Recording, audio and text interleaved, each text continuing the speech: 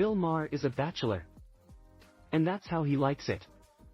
On the Sunday, October 22nd, installment of his Club Random podcast, Maher spoke with conservative political commentator Candace Owens about why he's never gotten married. "I mean, that's the main reason I cannot accept a life without hot s," he said, later noting that he's been close to tying the knot 2 or 3 times in his life. "Yeah, I got close. I mean, I was engaged when I was 29. But I kind of knew even as we were engaged in buying the ring and all that stuff," he added. There was a voice in my head always saying, "Really, you're just going to F this one person forever."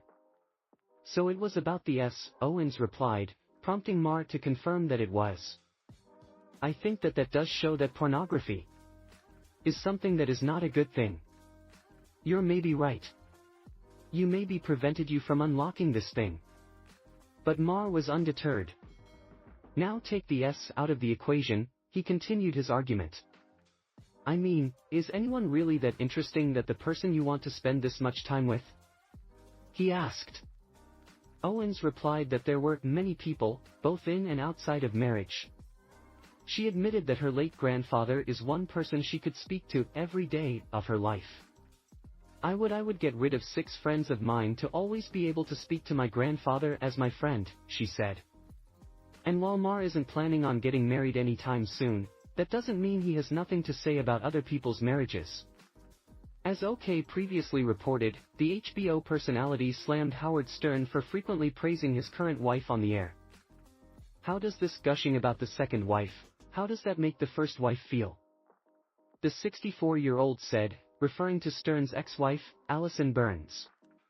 "Could we just not gush about the person while the other person can still hear it?" However, Stern was left fuming by the bizarre comments about his relationship. "What a sexist thing to say. Like, what a convoluted, nutty thing to say," Stern said at the time. "It's assuming that he knows something about my first marriage. That, of course, the man must be leaving the woman and the woman must be devastated and be sitting around pining away for her famous man. He ought to shut his mouth." Stern continued. "I mean, I don't think I come on the air every day and say, I love my wife. But I thought it was a pretty positive message, especially with my audience, to say to guys instead of like ragging on our wives, how about talking about that we appreciate them and love them."